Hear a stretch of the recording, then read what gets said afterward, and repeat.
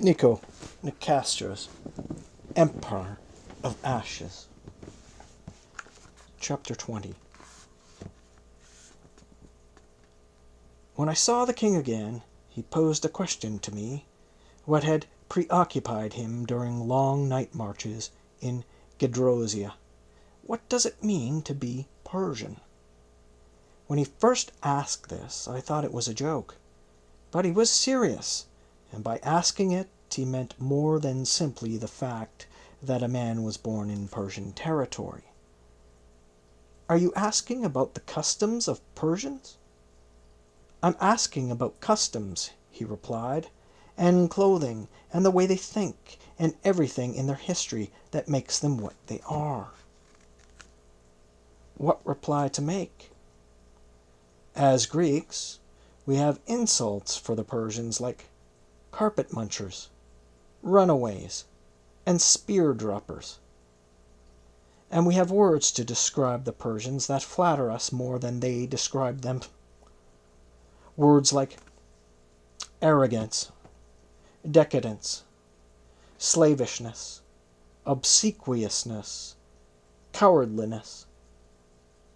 These are venerable notions handed down to us from the men who fought at Marathon, Salamis, and Plataea. But no one who saw the Persians take the field against the Macedonians, pitting their leather armor against the Sarissa, could say they were cowardly. No one who has seen the splendor of their architecture, art, or gardens can doubt their ingenuity. And no one who has worked beside Persian administrators, or fought beside their nobles, as we came to do, has any grounds to doubt their basic decency. What is a Persian? It was easier to speak of individual Persians and the qualities that blighted or recommended them. Pressed by the king, I suggested he look to the beliefs that most of the Persians had accepted, that is, the odd philosophy of Zoroaster, who taught that our sins each have cosmic consequences, that judgment awaits us all, and that all life is worthy of reverence. Yet, how can a soldier believe such a thing, objected Alexander, if it is his duty to destroy life? They may believe it, I replied, but at the cost of fearing death, which, as every Greek knows, makes a man useless in the phalanx. So the Persians run from the field, he asked, because Zoroaster teaches that life is superior to victory? One might suppose so. In any case, no philosophy can be entirely bad that holds the dog in such high esteem. We posed our questions to Gabarus, who said the following. A Persian is not a Greek in pantaloons. He is still a creature of the open steppe, taking the sky as the roof of his lawful abode. He cares less for abstractions than you Greeks, and for that he belongs to a far, far happier race. You would all do well to give back the lands you took, for the Persians wears the responsibility more lightly than you. Mark my words, in Greek hands, this monstrosity of an empire you've built will not survive. Indeed, you all should have left yourselves to be conquered by Xerxes, a distant, contented overlord would have been a far better neighbor to you than you have been to each other. This reply was not satisfying, and it did not settle the issue, for Alexander, resolving this question, promised a way to square the political circle to escape the squalid end of every Macedonian king. It would be necessary for him to become something else, yet at no point did his exact goal seem clear in his mind. He didn't want to become Persian, nor did he wish to remain no more than the semi-Greek monarch his father had been. Could he, by some contortion of his character, make himself the measure of all the people he undertook to rule? Or were Persians and Greeks fated to lack a common factor, but forever remain like the side and diagonal of the square, incommensurable? On this proof, more than geometry was at stake. Gods and children demand that the world reflect their preferences. Alexander, who was both, attempted to force the fusion he couldn't realize in himself by mongrelizing his army. For some years he had financed the training of 30,000 Persian boys in Macedonian customs and tactics. As these recruits came of age, he marched these inheritors out in front of his troops with a conspicuous and tenderly paternal smile on his face. What good he was expecting from this display was difficult to understand, but among the Macedonians it produced nothing but hard feelings.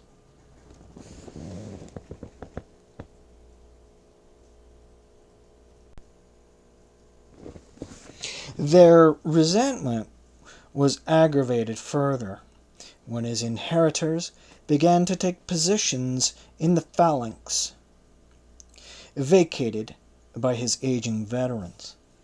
Watching the Persians ape the ways of their betters on the parade ground is one thing, but having a barbarian recruit behind you in the ranks holding a sharp pike at your back is quite another. Exactly how Alexander expected his men to trust these newcomers, when the Macedonians' entire experience consisted of watching Persians run from the battlefield, was beyond my understanding. And I kept hearing that Alexander always had a deft way of handling his troops. The king also invited many of his officers to take Persian wives. These sorts of invitations were, of course, not meant to be declined. Hephaestion, therefore, took Drypetus, a daughter of Darius. Craterus drew Amastrine, Darius's niece, and Ptolemy, a girl of noble birth named Artacamba. Nearchus, newly returned from his explorations at sea, got a new wife, as did Perdiccas and Seleucus and Peucestus. Alexander himself added 2 wives to the one he already had: Barsine, Darius's eldest daughter, and Parysatis, a daughter of Artaxerxes III. The king's double nuptials were meant to legitimize his sons through both Darius's line and that of Artaxerxes, whom Darius had overthrown. The banquet was held at the palace in Susa.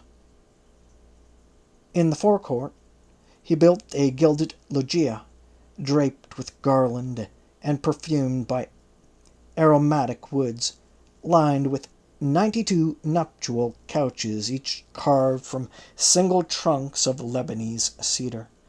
The loggia surrounded a tented close centered on the golden couch of the royal couple.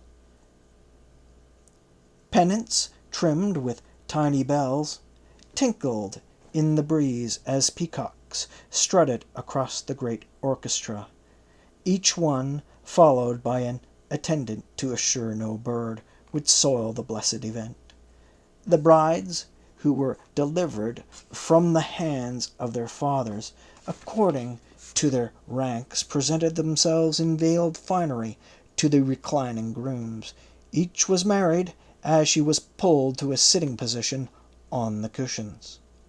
For this event, Alexander costumed himself as Dionysus, triumphant, complete with leopard skin, golden fillet, and thyrus of cornel wood. and ivy arranged in the shape of a pine cone. Like the god, Alexander had invaded India and was not a stranger to wine. We may imagine the ivy leaves also concealed an iron spear point, as the stories tell of Dionysus in his warrior aspect. The god's theatrical patronage was honored by troops of actors, dancers, and musicians who had come out from Ionia and Athens to liven the proceedings. The splendor of these ceremonies notwithstanding, I don't think many of the Macedonians took these marriages to heart. Many of them already had wives back home, and they never renounced. Ptolemy's marriage to Artacama, for instance, did not compel him to turn Thias out of his tent.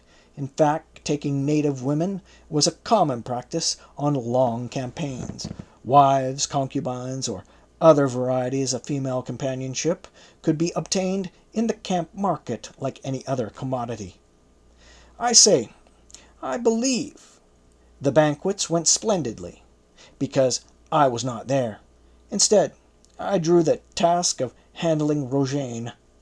The queen was, no surprise, not invited.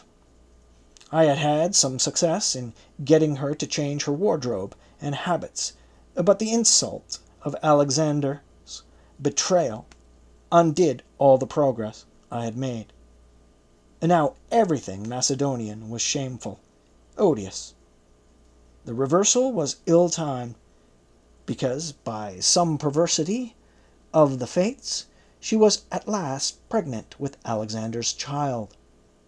Rogaine herself would not speak to me, preferring to lie on her couch and nurse her injury in silence. Eutab presented herself as an intermediary. Do you Greeks know anything about women? Do your queens suffer themselves to be made foolish in your country? The Macedonians are not Greeks, I said, changing the subject, and a very few kings or queens rule over us. You're all fools, whatever you are. Does your king, who barely serves my lady as a man, imagine that his acts have no consequences? Don't insult us by pretending you don't know what we mean. I don't know what you mean. The queen carries his heir. Eutab pointed. Don't doubt it is a boy. She is only 2 months pregnant. It is a boy, Rogaine interjected from the other room. If you were not all fools, you would know that the sex can be told from the way the child lies within. Eutab hectored me. But as easily as that may be told, there may be problems. I shook my head at this impossible woman. Yes, you know what I'm saying, she said. It took that kinglet 4 years, to do his duty by the queen. Perhaps we should let him try again with that chubby Barsine. If he is lucky, he may get a son in 10 years. I stuck my finger in Eutab's face. That kind of talk should not be idly made, for as you say, there may be consequences.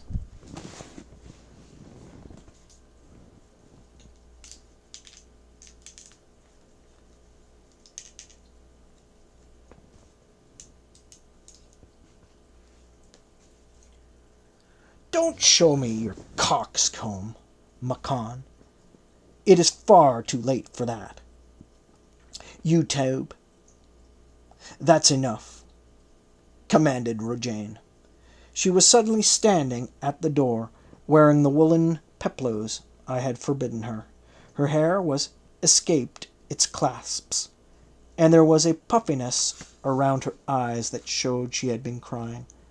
This was the first evidence I'd had that she possessed any sort of feeling regarding Alexander. Whether her tears were out of jealousy or damaged pride, or both was impossible to say. Utab shot to her feet, and Rojaine took her place opposite me. The queen's manner was calm, even sage, as she began to speak. You must excuse Utab, for she is upset. She does not understand the matters that oblige kings to do what they must.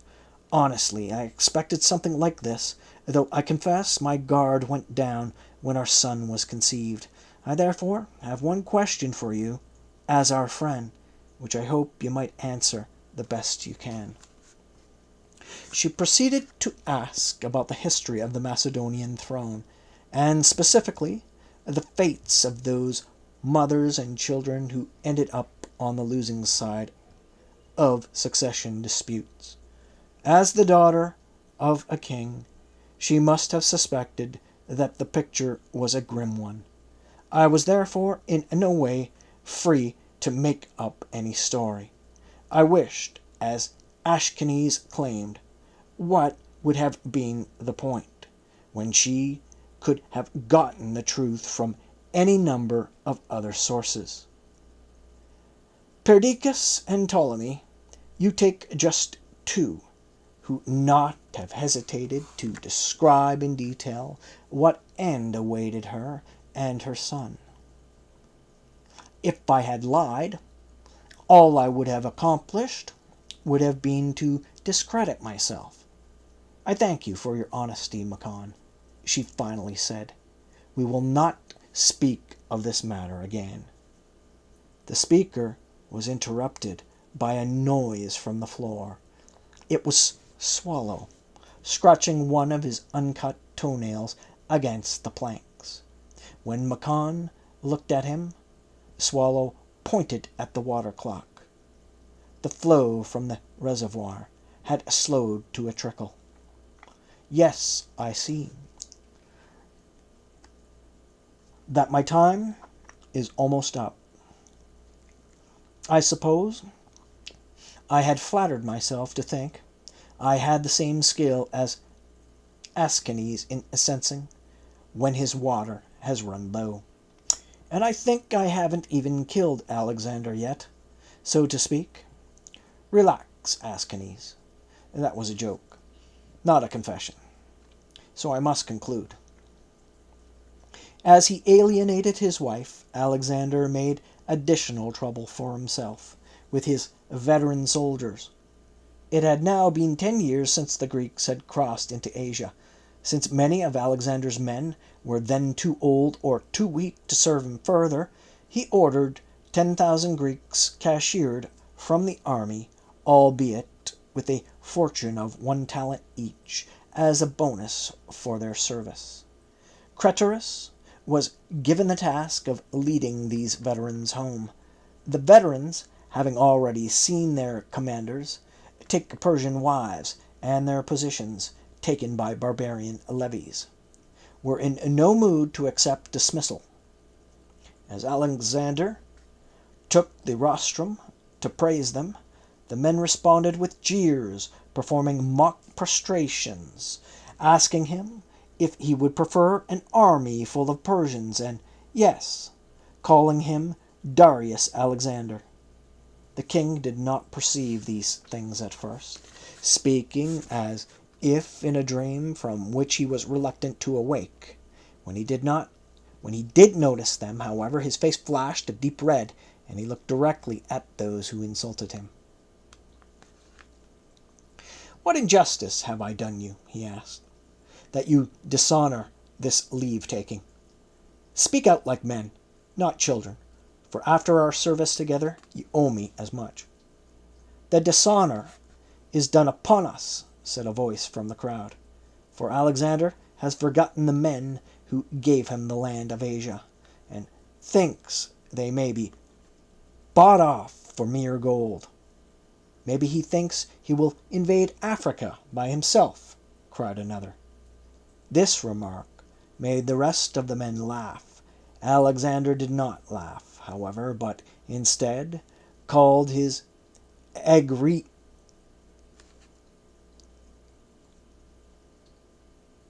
The remark made the rest of the men laugh.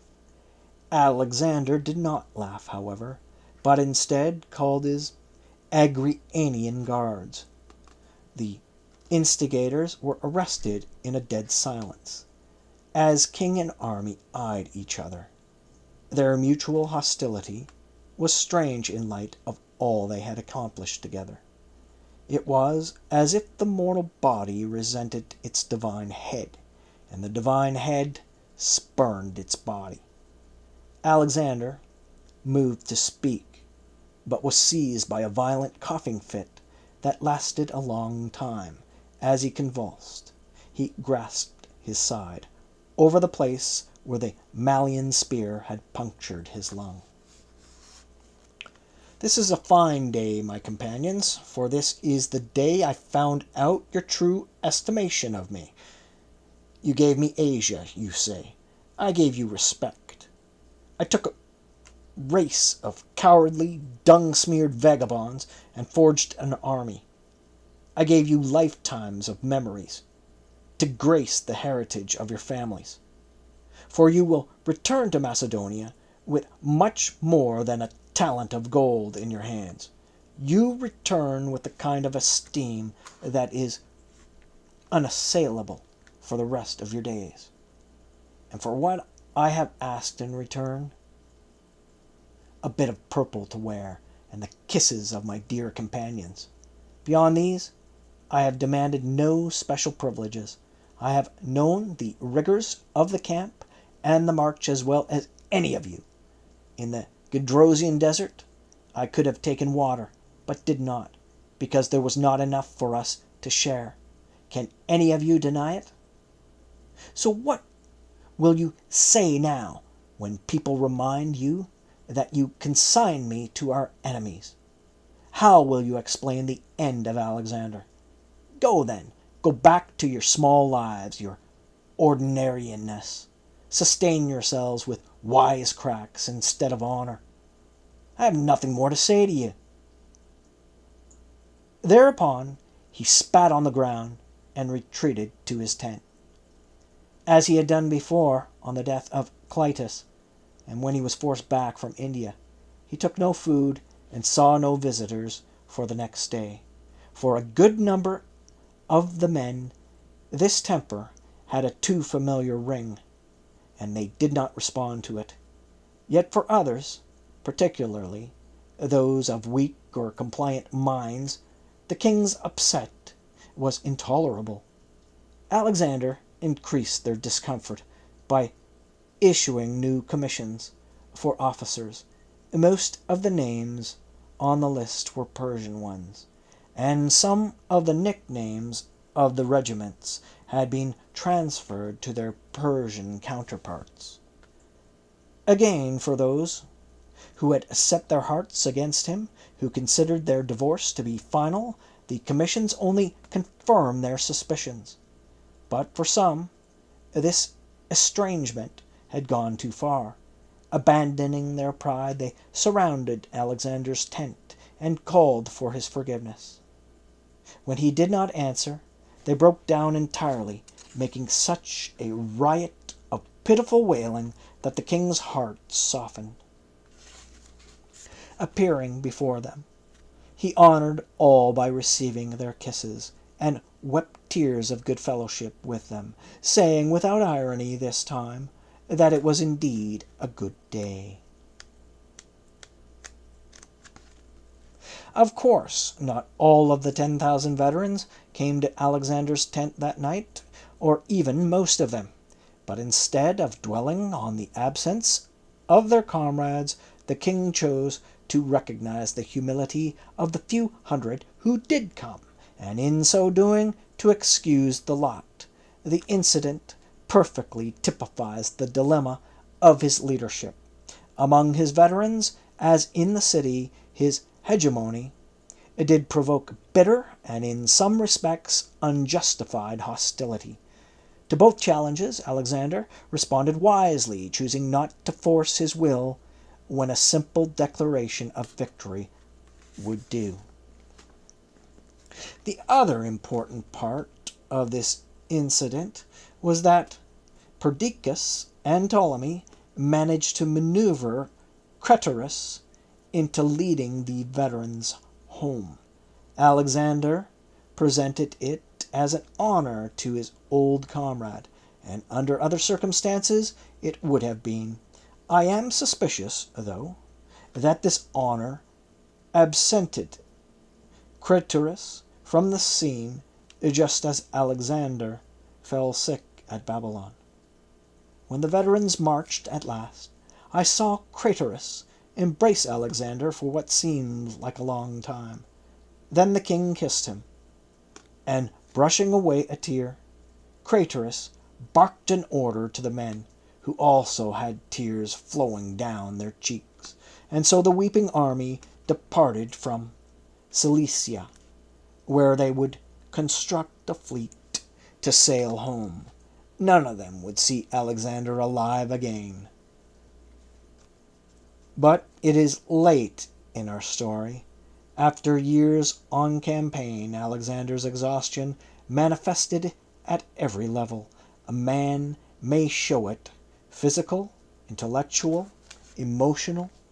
Since his latest injury, he leaned on suppliants who came to receive the royal kiss, and seemed to cling to his horse instead of ride it. For those with eyes to look for them, the signs of his end were increasingly at hand. At that time, the king, who was on his way to Ecbatana, paused in Media to inspect the stock of wild horses in the country. He was entertained there by the governor, Atropites, son of Attalus, in an unusual way. Into his camp, they say, marched 10 files of armored spear-bearing Amazons. Their leader, who called herself Queen Hyster, was presented to Alexander. After the obligatory prostration, she therefore addressed him as an equal, declaring that those in her faraway country had heard something of his prowess, and that she wished to take her pleasure with him. If their joining produced a daughter, she would be fit to rule her tribe. If a son, she would be delivered to his father, to be raised, for, as we all know, the Amazons do not nurture their sons, but expose them. By all accounts, this Queen Hyster was most beautiful. Her charms revealed her short tunic and the tightness of a leather girdle, which showed to best advantages the surprising prodigiousness of Amazon breasts. These were exposed and utterly complete, in contradiction to the legends that one breast was always removed. This fact, along with the high heels on their boots, suggested to some that Hyster's company were not real Amazons at all, but devised as a joke by Atropites. Yet Alexander, for his part, accepted Hyster as a genuine queen. He acceded to a political alliance with her, but declined any further entanglement, noting that he was already married more than once. This excuse was received with regret by Hyster, who led her pendulous sisters away from the baying worship of the Macedonian soldiers. It seemed clear to other witnesses, however, that the tired, wheezing Alexander refused her invitation because he was simply unfit to take it up, and indeed hers was the only challenge from which the conqueror of Tyre and the rock of Sogdia had ever shrunk.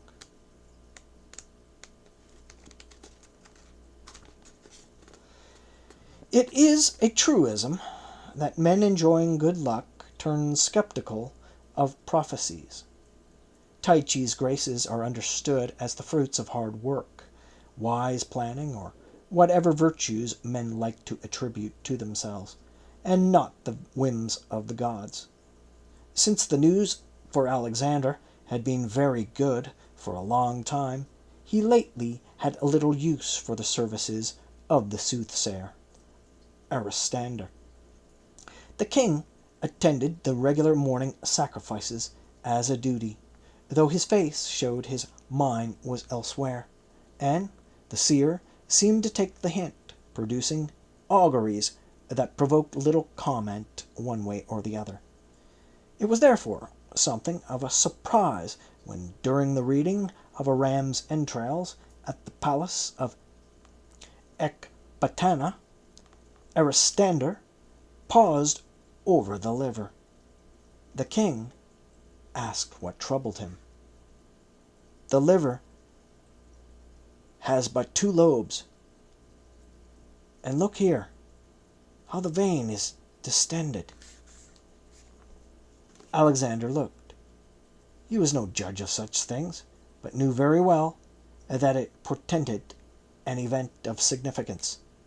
Euripides wrote of a similar sign in Electra, when Aegisthus sacrificed a calf with a lobeless liver, just before Orestes killed him with an axe. "It could be an ill omen, or just as well not," said Aristander, evidently not sure what the king wanted to hear. "It suggests a disappearance of some kind, but what shall disappear is not evident."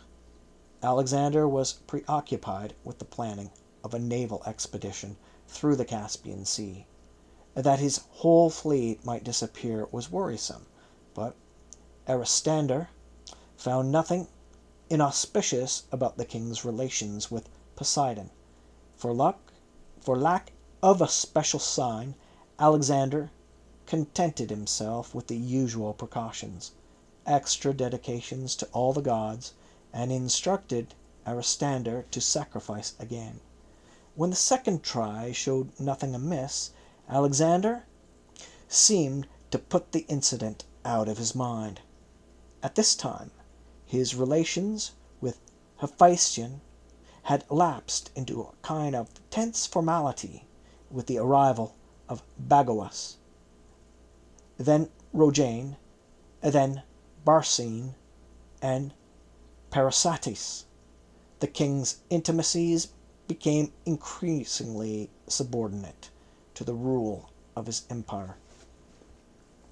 His old companion was assigned a series of important but distant tasks: to build a bridge here, to settle some provincial dispute there, which kept him away from the Greek court for longer and longer periods.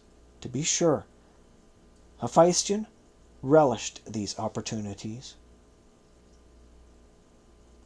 to show his competence. No doubt he was sensitive to insinuations that he was little more than Alexander's bedfellow. In any other army, beside a leader of merely human brilliance, Hephaestion would have been a formidable presence. However, on campaign with Alexander, whom he never ceased to love, this uncommon man understood the greater virtue of serving the throne before himself. Nevertheless, what mortal would not resent being supplanted in the familiarity of a god by eunuchs and barbarians? When he did come to attend the court, Hephaestion said little, and when he did speak, his voice was laced with sarcasm. Perceiving his jealousy, Alexander would spare his feelings by sending him away again, until the next time he would come, and his hostility was still deeper. Witnesses say that even strangers became uncomfortable around them, so palpable was the strain.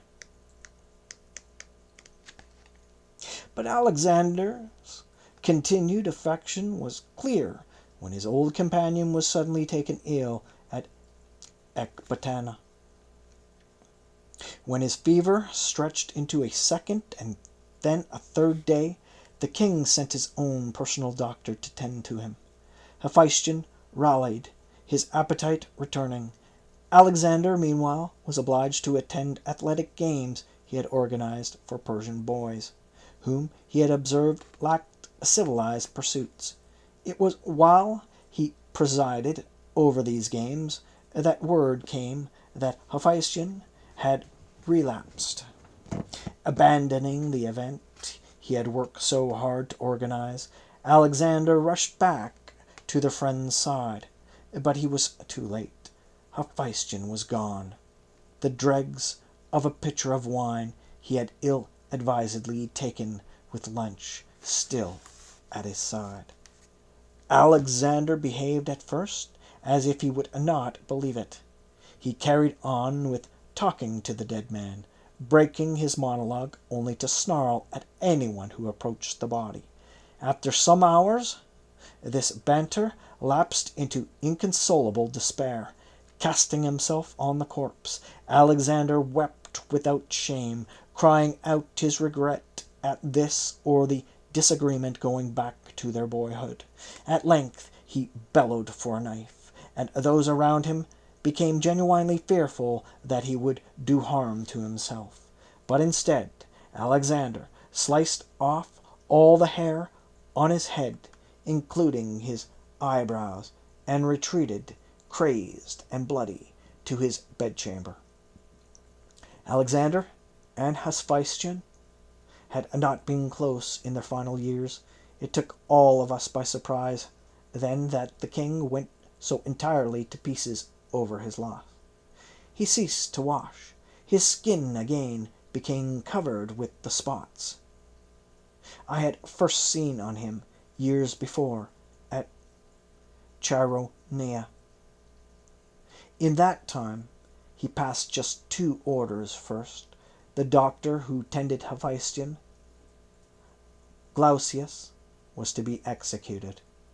This suggests that the king at best suspected incompetence in the manner of his lover's death, and at the worst actual malice, for all were agreed that despite his illness the victim was sound of body, very much in his prime, and for such a man to descend so acutely was most suspicious. The dregs of the wine pitcher were examined with no conclusion, reached one way or the other, yet there are many known poisons that would leave no obvious trace. His second order was for all the fires in Babylon's temples to be snuffed out in Hephaestion's honor. Despite invasions, earthquakes, and every other kind of disaster, many of these fires had not been allowed to go out in 1,000 years. This decree, which was made with no apparent concern for the Babylonians, was alone enough to put the natives in a deadly mood. When he emerged at last, Alexander seemed to have aged 10 years. His cheeks were sunken, and he held his side as if his Malian wound was not months old, but fresh. Resuming something of his old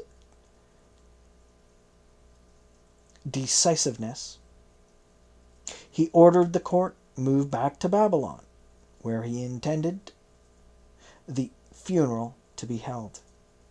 He also sent messengers to the sanctuary of Ammon at Siwa, with the request that Hephaestion be deified in death.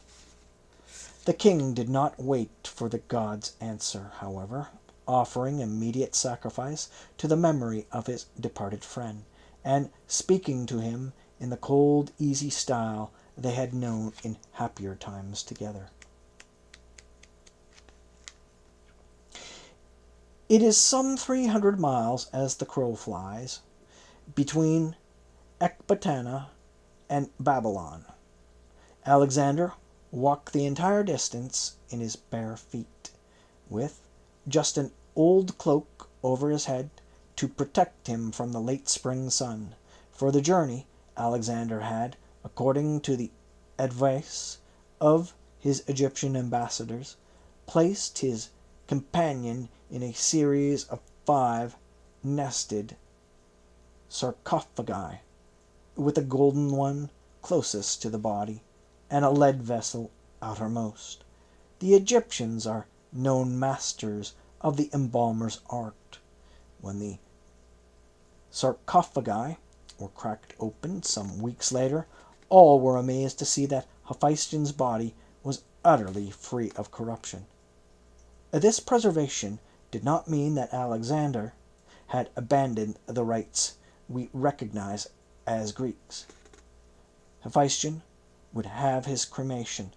The pyre Alexander had in mind, however, would be unique in the history of the world. But before the king reached the gates of the city, another portent darkened his path.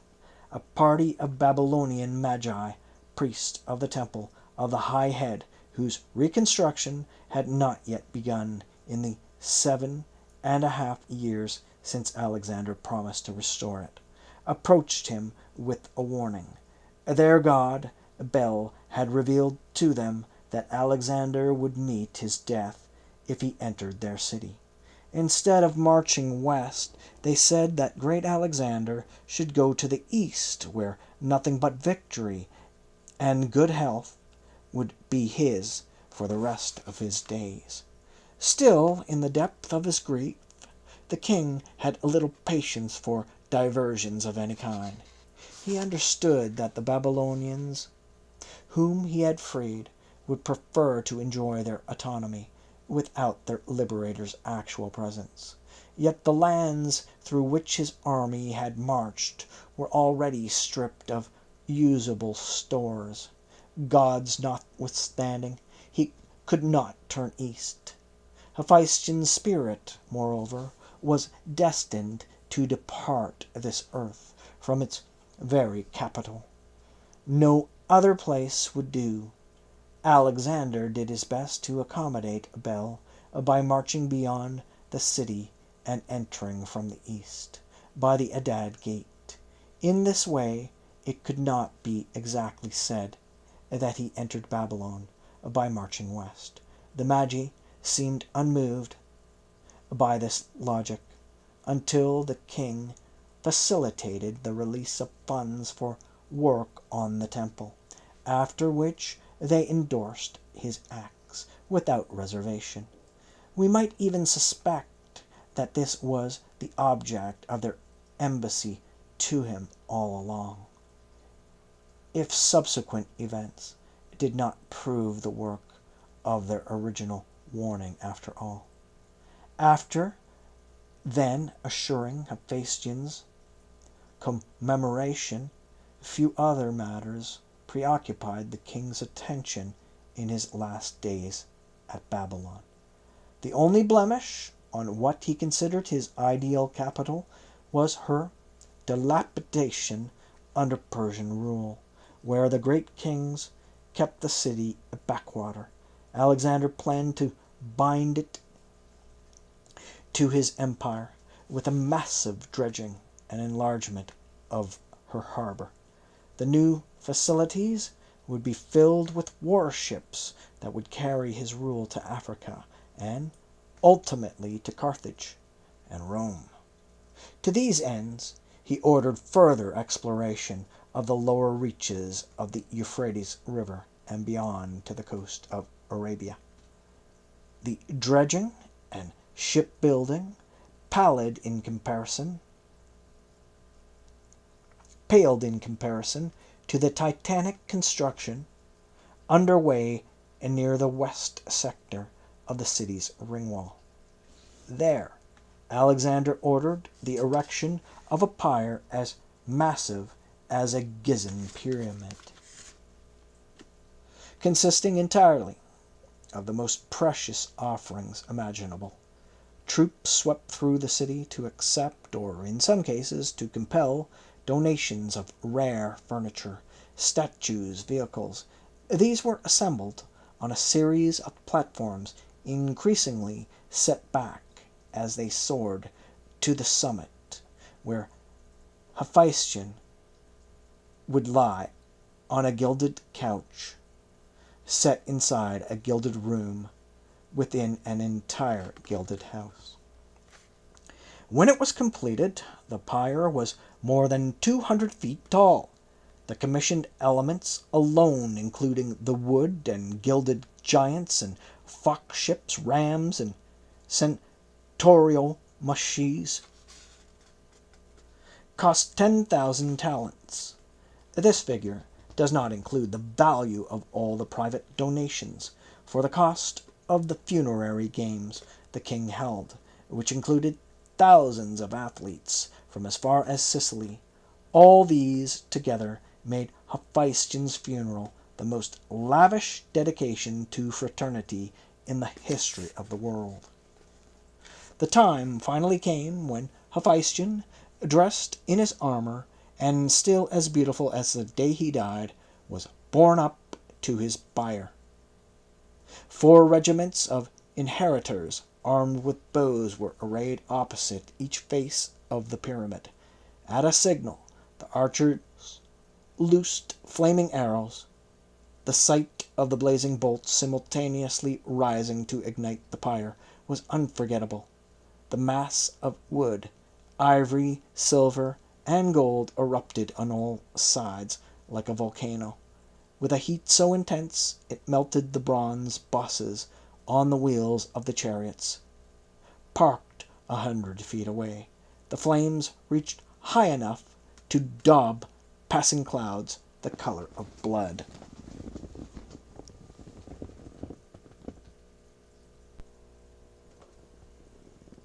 The historians will forever report that Alexander constructed a pyre the size of Cheops' pyramid to honor his dead friend. But that is only half the truth. The king made the pyre to honor himself, too. Recall that he was fond of saying that Hephaestion is also Alexander. The vast burning museum of treasure that he made for his friend was, in some sense, a way for him to stage manage his own funeral. The manner of Hephaestion's death called for an investigation, yet there had to have been as many suspects as grains of sand on the bench. The nature of Hephaestion's relationship with Alexander, which by its nature was difficult to rival, had made him many enemies.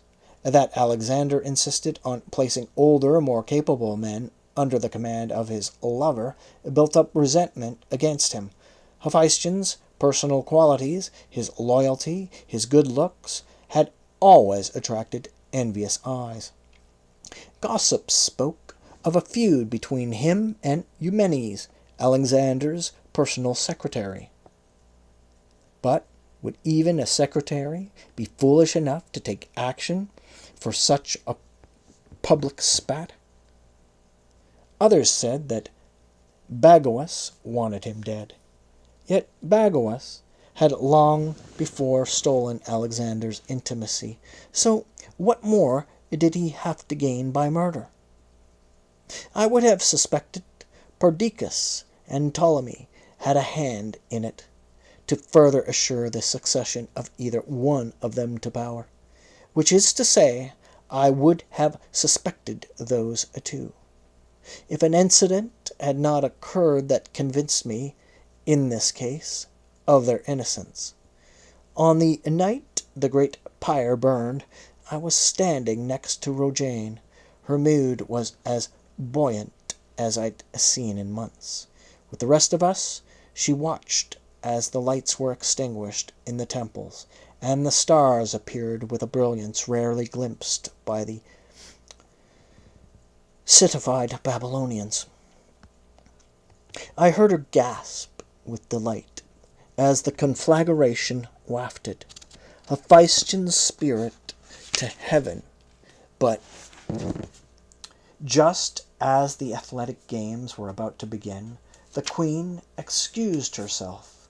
She complained of a headache, yet after spending more hours with the woman than her husband, I could sense her insecurity. Yes, you should retire, the king told her with fraternal warmth. I will come and see you after. Yes, you will, she replied. the tartness of her voice entirely escaping him. I followed an hour later. Her apartment was in a remote wing of the palace, as far as possible from the nuptial beds of Barsine and Perisatus. When I found Rojaine, she was lying on a drinking couch opposite Eutab. There was an open brazier beside them, and bread and eel on a table between them. They held drinking cups in their hands. "Is this some barbarian custom to make a celebration at the time of a funeral?" I asked. "Pah! Who invited sourpuss?" cried Eutab. The queen laughed, stretched her arms. "We are having a symposium, or haven't you ever seen a drinking party just for women?" "The premise, my lady, is absurd." "Oh, stop being the tutor. Yes, there is a funeral, and yes, Hephaestion was a fine fellow. But the innocent suffer all the time, don't they, Eutab? They suffer particularly. Yes, particularly. By the gods, what is in these cups?" Then the woman laughed in that way I have seen so often among Alexander and his companions, when the craters were running low, and there was nothing very funny to laugh at. I crossed my arms and waited for their attention. "It has always been my intent to help the queen understand her responsibilities in the Greek style," I said. "And so I must tell you now that this behavior is entirely inappropriate. To retire to your tent is perhaps understandable, but to carouse in this way, I think not." "Isn't it funny how he speaks of what a wife should do, but never the responsibilities of the husband?" Rojaine asked Eutab, as if I was not standing there. "Maybe he means that you should consider yourself lucky to be dishonored by a husband like the great Alexander," answered Eutab. "You mean dishonored by a god? Reduced to an ass? Ravished by a swan? Seduced and abandoned? Only a beach on Naxos, the very son of Zeus, lord of the mountain tops, master of the back country." They leaned into their pillows in their hysterics, until Eutab raised her head and cried through her laughter, "Oh, that's too much! Too much! I've wet myself!" I turned to leave them. Rojaine called after me, "Macon, only friend, come drink with us. Yes, come back. Just watch what you drink from around here." I again call your attention to Eutab's words, "watch what you drink from." This seemed rather a morbid thing to say, given the circumstances of Hephaestion's death. Of course, it doesn't constitute evidence that Rojaine or her servant was responsible. It may have just been a bad joke, nor was any poison ever found in the dead man or anywhere in the palace. But I can tell you that Rojaine was not over the insult of Alexander's other marriages, which occurred just a few months before Hephaestion's death. Eutab's choice of humor and the poor timing of their women's symposium were suspicious. It is true that Alexander sent a request to the Ammon temple in Siwa that Hephaestion be accepted as a god in his own right. All of us, his advisers, his family, the priest of Ammon, indulged him this, taking it as a harmless, if somewhat indiscreet, testament to his love. What was not so easy to excuse, though, is a letter the king sent to Cleomenes, his governor in Egypt.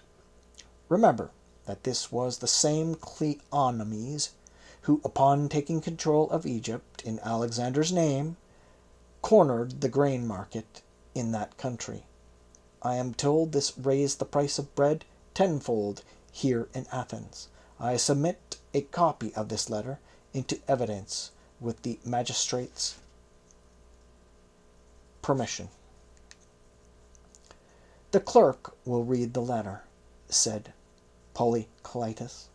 When the recitation was done, Swallow, Deuteros, and the rest of the jury were stunned.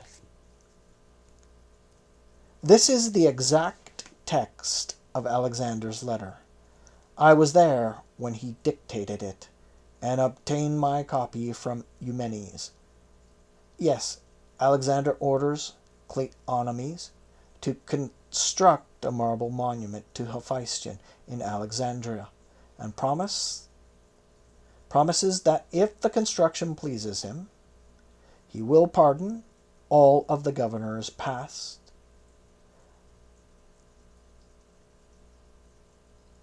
malfeasance, his expropriation from the temples, his looting of the public treasury, and the famine he caused here and elsewhere in Greece. What is more, Alexander also promises to ignore any further crimes. You heard that right. Can you imagine such a promise coming from a man you all agreed to take as a god? Indeed, that it could be bestowed on a creature so villainous, so reprobate, that not even Ptolemy could stand him? The latter, as you recall, had Cleomenes killed soon after he arrived in Egypt. I will say no more about Alexander's letter.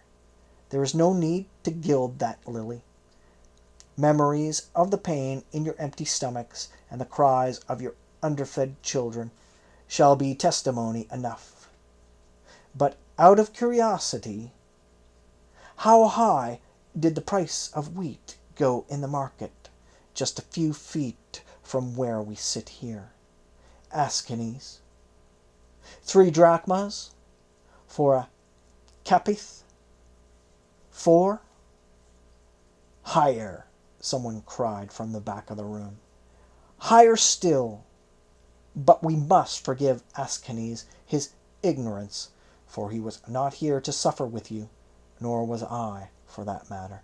The difference, I submit to you, is that I am not here extolling the virtues of the man, I mean the god, who offered pardon to a man who brought famine to this city, or promised to look the other way when a villain like Cleomenes committed any other crimes that might have entered his head.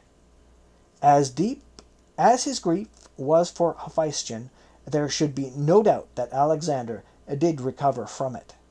At last he resumed work on his many projects. It was at this time, for instance, that he undertook a detailed examination of the shipping channels downstream from Babylon, thinking he would instruct the engineers on the best route by which deep draught vessels might enter his harbor. As he often did, the king took the helm of his boat himself, showing as much skill afloat as he did directing armies on land. It so happened, however, that he rode up on an obstruction in the shallows which knocked everyone on the deck to their knees. After his sojourn in Gedrosian desert, Alexander had taken to wearing a hat to protect his neck and shoulders from the sun. With the shock of running aground, this hat flew off his head and landed in the water some distance away. Before the current carried the hat too far, a slave on board took it upon himself to swim after it. This man's initiative was especially welcome, as the hat was fixed with a royal coronet of gold. Allowing this emblem of universal kingship to wash up on some dung-strewn shore would have been awkward indeed. Yet all were equally appalled when the slave plucked the hat from the water and perhaps thinking he would keep it from further damage, put it on his own head for the swim back. The Macedonians were murmuring, and the Persians gesticulating at him to remove it. But he came on and climbed up anyway, conscious of nothing but his pride. He was oblivious, that is, until he saw the circle of frowning faces around him. Now, I know that it has been a long time since we Athenians have had kings. It has not been too long, however, for you all to imagine the magnitude of this disaster. For this slave to put the royal device on his head was just as ominous a sign as a servant taking the throne, or walking on the royal carpet. Nor was Alexander immune from such concerns, for it was now obvious in his mind that Hephaestion's death was connected to the discovery of the ram with the deformed liver. So, whereas before he would have forbidden the presumptuous slave to be punished, this time he allowed him to be severely beaten. The hat was then tossed back into the water, where it was retrieved properly by a sailor with a better grasp of the side stroke. Later, Alexander regretted the beating, and rewarded the slave's good intentions with a fortune of 30 minas in silver. That particular coronet, however, was locked away, never to be worn again. As I have spoken to you here, friends, I realize I have asked much of your credulity. You have all heard what you believe to be the truth about Alexander, have even sat your sons upon your knees and told them these same stories to fill their hearts with pride at the exploits of the Greeks. So it is with some trepidation that I speak to you now of the death of Alexander. Though you may find what I say difficult to believe, I assure you it is what Perdiccas in Babylon knows, and Ptolemy in Alexandria, and the handful of others who witnessed the events I am about to describe. By the gods, I swear it. Alexander, believing himself abandoned by both friends and fortune, sought comfort in wine and conversation, as his sociable nature had always been accustomed. He was sharing the cup with Possestus, Ptolemy, and myself, when the first signs of fever came over him. Thinking, perhaps, that he would nip his sickness in the bud, the king took a last drink from a great Spartan canteen before going to bed. As he downed the wine, we saw a strange expression come over his face, an expression that did not necessarily show pain, but a kind of dejection, as if he was reminded of some inescapably dispiriting thought. Then, in a voice so small none of us could recognize it, he bid us a good night. The testimonies of his servants give us some hint of what happened next. Alexander spent the next hours in a fitful sleep, and rose with his fever worse than before. Unwilling to skip his obligations, the king presided over the morning sacrifice, and then reviewed 2 regiments of troops newly arrived from Macedon.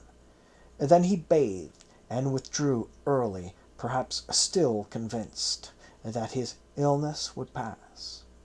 When he awoke the following morning, his fever was worse, though his chamberlain had ordered all the windows in the chamber to be left open, so the breeze over the great palace would sweep over him. His bedclothes were soaked. Nevertheless, he again insisted on presiding over the morning sacrifice, and then met with Nerchus about his plans for the exploration of the Caspian Sea, and again he bathed and retired before sunset. There began to be real concern in court for Alexander's health, In fact, the execution of Glaucius had left him without a regular doctor, and the death of Hephaestion had left him suspicious. And the death of Hephaestion had left him suspicious of the care of anyone unfamiliar. By the third day he failed to rise for the sacrifice, and was not seen at all. On the fourth, the servants were barred from the royal chamber. The king began to drift in and out of consciousness, at times barking out bizarre commands, or violently stripping his bedclothes from his body, and then lapsing into a trembling stupor. The foremost Babylonian physicians were brought in to attend him. His bedroom was transformed as they forbade certain fabrics and substances from his proximity, brought in braziers burning medicinal incense, and applied ointments to him that no Greek doctor could recognize. His officers, meanwhile, gathered in the forecourt of the palace, each insisting he had some essential business to discuss with the king, but we may assume wishing instead only to have a last look at Alexander before he was gone. The next day, to the surprise of everyone except perhaps the Babylonians, the patient rallied. The fever broke at last. And Alexander was able to sit up and take food. As he did during his recovery from the fight with the Malians, his thoughts turned to settling the apprehensions of his men by making an appearance before them, with servants supporting both shoulders, for he was still quite weak. He came out on the balcony of the palace and looked down on a sea of faces. Upon seeing Alexander, the troops erupted in joy, begging him to lead them again, and promising that they would follow him to the shores of the great ocean, if he so wished it.